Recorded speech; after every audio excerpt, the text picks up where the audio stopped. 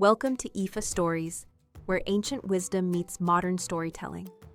Step into the sacred world of Ifa, the Yoruba spiritual system, where every tale carries the power of divination, destiny, and deep cultural insight.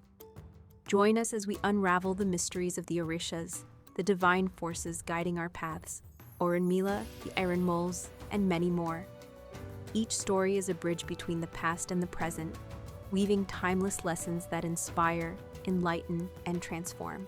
Embrace the wisdom, honor the tradition, and journey with us into the heart of Ifa. Subscribe now and let the stories guide you.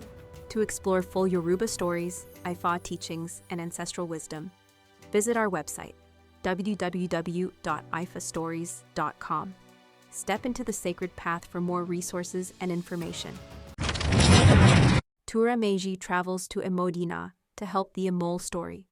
It has been revealed that Òtúrá Méjì traveled to Ìmódìnà, and that he was the one who taught the Alúfás, the art they still practice to this day. Before departing, Òtúrá Méjì consulted a group of Bàbáláwos, priests of Ifa, named Rururulaha, Rururulohun, Alhabolohun, Agbada Mofi Odo, Odo Nife Lo Agbada, Awon Lon Adifafun, Òtúrá Méjì ni Jotofo, Ro Awon Alufa Jade Ninu Odu Ale.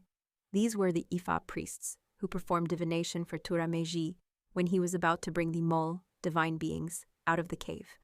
He was advised to offer Esu a goat, due to the gospel he had to preach in an unknown land, Ulu, Aimon. After traveling for a long time, he began to wonder whether he had any clear idea where he was going. Not finding an answer to his question, he decided to return.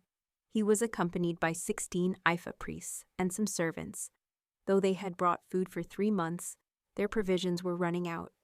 That night, Orunmila appeared to him and told him that the inhabitants of the place he was headed were already awaiting him. He said they had to travel for 300 days and 300 nights, and assured him that he had much to do, not only along the way, but also once he arrived. He also promised they would lack nothing during the journey. Meanwhile, Òtúrá Méjì had crossed through all the forests and was now entering rough terrain, so they decided to rest at the foot of a massive rock. While resting, they heard voices, as if from those who dwell beneath the earth. Òtúrá Méjì immediately organized an expedition to the rock, where they discovered an opening. Tracks led in and out. He sat beside the rock to observe what was happening, and before long, he saw some people emerging from what appeared to be a cave. They were astonished to see him, as they believed they were the only inhabitants of the world. Neither Òtúrá Méjì nor the people understood each other's language, but somehow they managed to communicate.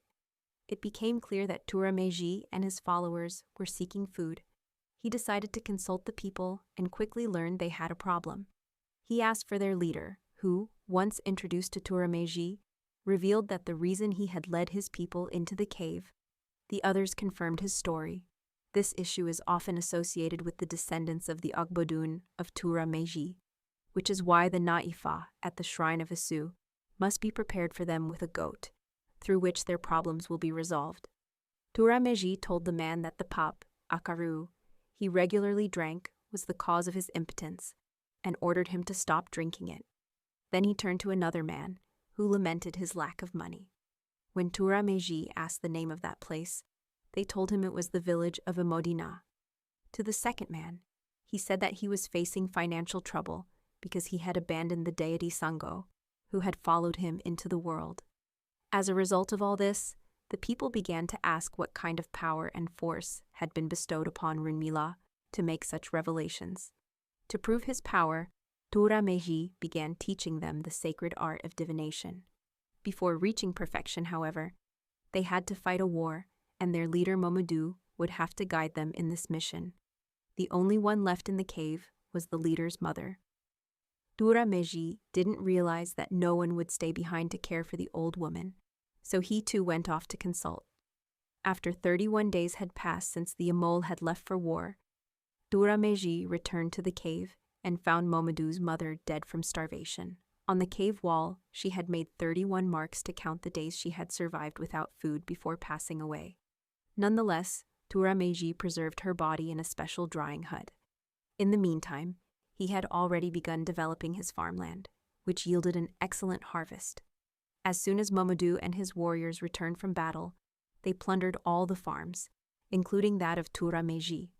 Òtúrá Méjì then made a sacrifice to save it. He was instructed to offer to Isu a goat, a rooster, a chain, and a machete. He immediately performed the sacrifice. When Momodu returned and discovered his mother's death, and saw the 31 marks on the wall, he realized she had died of hunger. Almost instantly, he decreed that his followers must fast for 31 days to mourn her death. He also declared that this sacrificial fast would become an annual obligation. There is a strong belief that Òtúrá Méjì's tutelage of the Imoli explains the similarities between Ifa divination and Alpha Islamic divination. The symbols are the same, although the names are not, and both are based on multiples of 16. Once the sacrifice was made by Òtúrá Méjì, Isu began to work in response to the food he had received. When Momodu's followers returned again to raid the farm, Isu had already used the chain from the sacrifice to place an invisible trap around it. As they entered, the trap activated. 7 of them disappeared into the sky, while the other 7 fell to the earth. From that moment on, the survivors prayed with their hands and looked toward the heavens, begging Olodumare to return their 7 comrades who had vanished into the sky.